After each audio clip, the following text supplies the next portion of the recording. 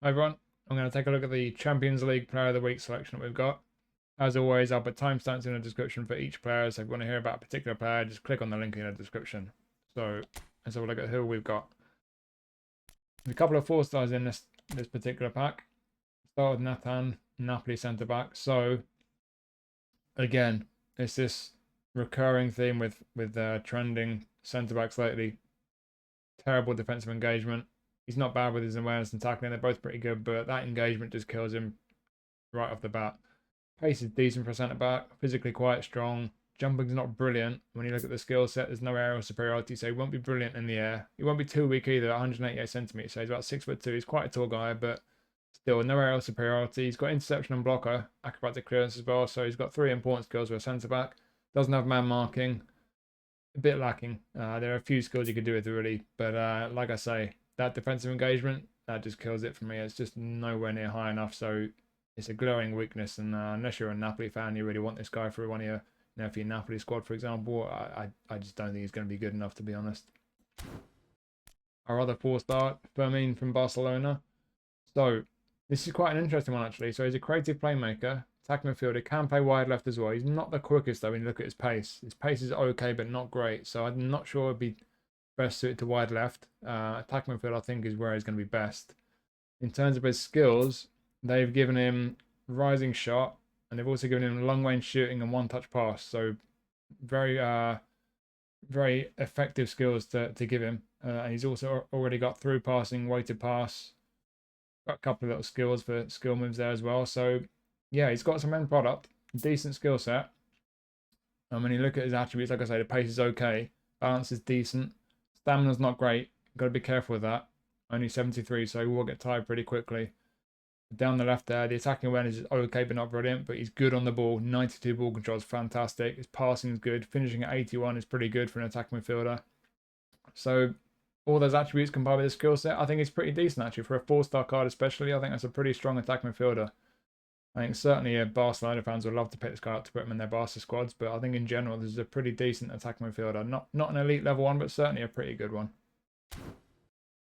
Then on to the 5-stars, we start with Gimenez from Feyenoord. So Gimenez, again, we'll start with the skills because they've added a couple. He's already got first-time shot, the most important one for a striker, and heading as well is important, but they've given him a long-range curler. They've also given him through passing, which is a pretty useful one to have. He's got acrobatic finishing as well. But yeah, through passing has been added there, along with long-range curler. So it's some interesting ones to add. 71 low pass isn't brilliant. So through passing, I don't think it's going to make too much difference, but it will help.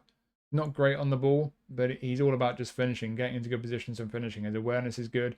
Finishing's fantastic at 90. He's got the heading skill, and he's got heading 80 for his heading attribute, so that's good. 75 jumping, 84 physical contact. He's not going to be brilliant with crosses. He's just shy of 6 foot, so no aerial superiority, not brilliant jumping, but he should be okay when he put a cross into the box. He'll get on the end of some crosses, and he can finish them. Pace, not brilliant, so again, he's got the awareness. He's got really good finishing. He can take chances for you, but he's not got great pace. He's not that strong on the ball. So he's got weaknesses there, but if you just want a guy who's going to get into the right positions at the right time and take chances for you, could be effective. But like I say, there are some weaknesses there, so might be good for some people, not so great for others. And then we have Akanji from Man City. So yet again, strong in a lot of areas, but defensive engagement, there's this recent trend with defensive engagement on centre backs. It's poor. 78 is poor. It's just not good enough. The other defensive attributes, the core ones down the middle, are good. On the right, he's got decent pace for centre-back, jumping, physical contact, and heading all 80 plus. He's got aerial superiority along with heading. He's got man marking, interception, blocker, acrobatic clearance. He's got a good selection of skills for a centre-back. They've given him first-time shot and one-touch pass, which, I mean, the first-time shot's really not going to matter much, let's be honest. One-touch pass is a nice one to have for a centre-back, though, and his passing is decent for a centre-back. So lots of qualities with this guy. He's good in a lot of ways. It's just that one weakness. Defensive engagement is really poor. It's substandard, so it's a shame.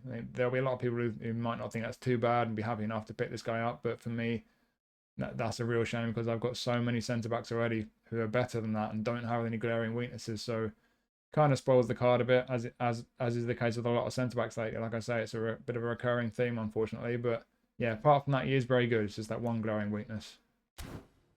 And then we have Barrenetxea, which I've probably pronounced wrong. So we've got a roaming flank, left midfield. He can play left midfield or right midfield. He can also play as a wide left forward or a centre forward. Don't think he has the attacking awareness to play as a centre forward though. So I'm looking at this guy as very much a wide player. Really good pace, good balance, really good on the ball. The end product is a concern. His passing and crossing not too brilliant, and his finishing at 71. You're gonna have to be careful not to ask too much of this guy. But if we look at his skill set, so you've got some skill moves there if you like that kind of thing. Then they've added, in addition to long range shooting, they've added through passing and pinpoint crossing. So his passing isn't great, but these will compensate to some extent for that. So again, you'll still have to be careful not to ask too much of him when it comes to passing, crossing, and shooting, but these skills will help. They've also given him track back. That's not necessarily a good thing. Some people might like that, but track back on a guy who's got 77 stamina, that could be a concern. So just watch out for his stamina levels in the second half, because he'll probably need to be subbed off at some point. But like I say, he's quick, he's very good on the ball, and he's a roaming flank as well. So when you play him out wide, he will drift around into some interesting positions coming in off the flank. And if you're careful with him when it comes to the passing, shooting, and crossing, he could have some end product for you. So he could be a pretty useful player. Not brilliant with the end product, but certainly a lot of qualities there. Could be a neat one. Then we have Harry Maguire.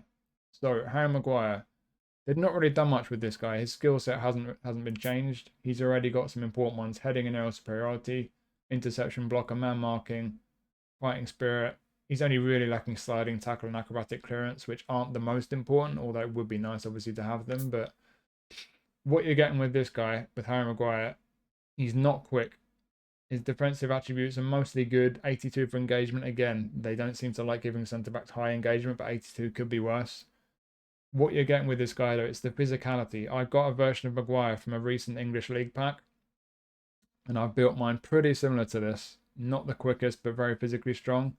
And what I found is that he's pretty effective in tackles because he's just so strong, and he's very strong in the air. This one is actually stronger in the air than my one is. So if you're looking at this guy thinking he's too slow and you're not sure if his defensive attributes are high enough, what I would say is if you spin the pack and you get him, give him a try, because he might be just that little bit different to what you've currently got from your centre-backs. Because for me, he's really effective in the air. He can be very effective in the tackle because he's just so big and strong. You know, he's 6'4", I think, about 6'4", 100 kilograms. He's massive. You combine the physique of this guy with the 97 physical contact, he's absolutely brutal in tackles. He's really, really effective. So yes, some of his attributes could be a bit higher. His pace certainly could be a bit higher. But if you use him for what he is, especially if you come against an opponent who's going to be putting a lot of crosses into the box, and he's got big, tall strikers getting headers in from crosses, this guy could be a really effective player to pick up and have in defence. So don't write him off too quickly. Inconsistent form, worth keeping that in mind. That's not great. But yeah, like I say, don't write him off straight away. If you pick him up, do try him.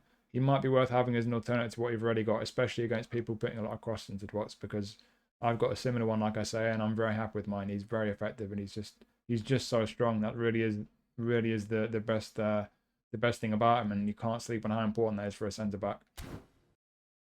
So next we have Evanilson from Porto. So Evanilson, again, we'll start with the skill set. The one skill they've given him, in fact, two skills. They've given him one-touch pass, which is an important one. His passing isn't brilliant. It's pretty much what you'd expect from a centre forward, but that one-touch pass will compensate for that. So in the build-up, he'll be a lot less likely to give the ball away with stray passes. But they've also given him super sub, and that's a really useful one to have on any player, really, to be able to bring someone on the second half, know that they're going to have good, an increase on their form. You look at what he's already got as a centre forward: first-time shot, rising shot, a few skill moves. So fairly basic. There's nothing too crazy going on here. You look at the attributes: awareness, finishing, similar to Gimenez. He's got the important attributes for a striker. He'll get into the right positions, make the right runs. He can finish. Pace is decent, not brilliant. Physically, he's not the strongest with his physical contact and balance. On the ball, he's not brilliant. He's just a poacher. He's got the fox in the box play style, but in effect, he's just someone who's going to get into good positions in the box. And when you present him with a chance in the box, he should be pretty effective at taking it. So again, like with Gimenez, he's not an elite level striker by any means, but certainly a pretty tidy one who could take chances for you. And then we have Gabriel Jesus. So, interesting on this. They've made him a deep line forward. And as you look at the attributes here, nothing really stands out. There's nothing in the 90s, but he's got a lot of decent attributes here. That he's a pretty good all-rounder. The awareness is pretty good. On the ball is pretty good for a striker. Low pass of 73 is not bad for a striker. We'll come to that when we look at skills. Finishing 87 is good. Pretty decent pace. Kicking barrel's pretty decent. Jumping's pretty decent. good balance. Stamina's pretty decent for a striker. So he's a really pretty good all-around striker. When we come to the skill set, what they've added, one-touch pass and through passing. They've also given it outside curler, which is nice, but especially the one-touch pass and through passing. Very nice skills to add to a player. He's got 73 for low pass, which isn't brilliant, but with those skills added, he should have a reasonable pass on him, and he's a deep line forward. And of course, with a deep line forward, what that means is he'll be dropping off the striker, he'll be getting involved in the build-up, so adding those skills to him is very important.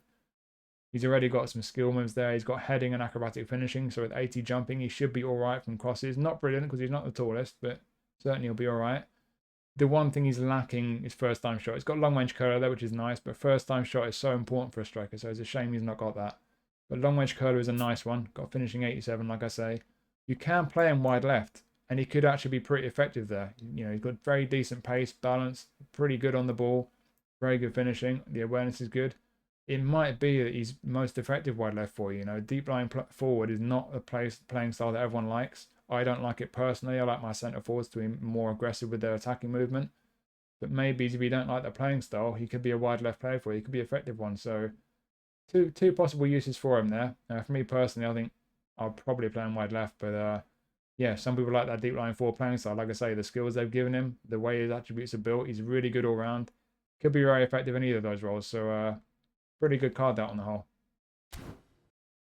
Then we have another good card, Camavinga. So, like with Maguire, they've not done anything with his skill set. Yeah, he's got one touch pass, he's got nice passing, a few skill moves there, acrobatic finishing. I don't think that's really going to come into play at any point.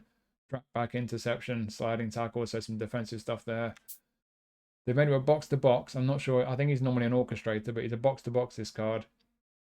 Pace is decent for a centre mid. Physical contact and balance are okay, but not brilliant.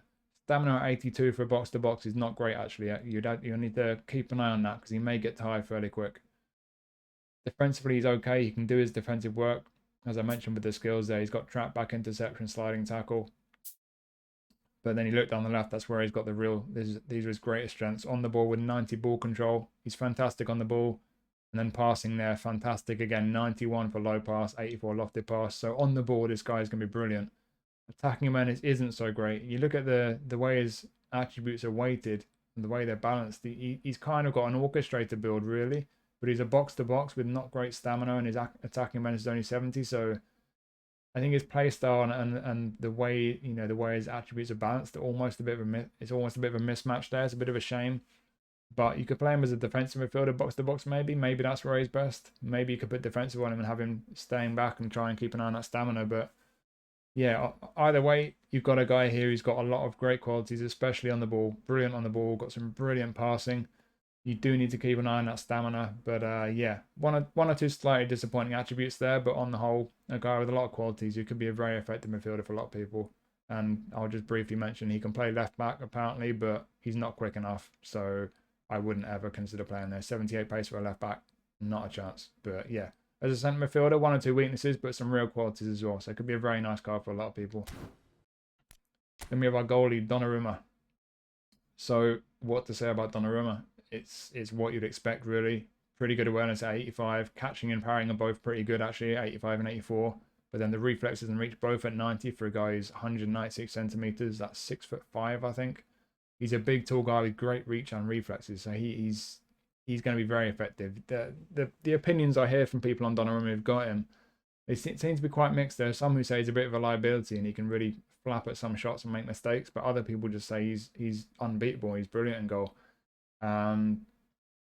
This looks like a brilliant keeper, to be honest. You know, the awareness isn't quite elite level, but for a guy this tall to have such great reflexes and reach, he's going to be stopping a lot of shots. As is one of the recent trends we've been getting with the way they've been training players up, these trending players. Goalies are often getting low jumping, and again, they've done that with this guy. 69 jumping is really not great. It's quite poor, but if he's 6'5", I'm not sure you'll notice that too much. So probably not too much of a concern, but yeah, I think on the whole, what you got here, you've got a brilliant shot stopper and just a very good goalkeeper card all around. So yeah, I think that's going to be a very good card for most people to pick up. And then we finish with Musiala from Bayern. So again, with the skills, nothing's changed. He's got the usual skill set, a bunch of skill moves for the people who like their dribbling and their skills. He's got long range curler, dipping shot, first time shot, and one touch pass. Super sub is great to have. the one thing he's been lacking on almost every version is through passing. It's a shame he's not got that, and you can't put skills on these trending cards, the pre-trained cards. So that's the one downside to this card. Like with most Musiala cards, you know, it'd be really nice if a player of this type would have through passing. It's quite an important one. But with that being said, 89 low pass, he's already got great passing, so it's not a disaster that he doesn't have through passing. He is brilliant on the ball. Attacking minutes at 80 is good for an attacking midfielder. 82 finishing is good for an attacking midfielder. He's got good pace, even if not electric. Balance 85 is good. Stamina 75 isn't brilliant. He might be someone you bring on as a super sub, make the most of the fact he's got the super sub skill.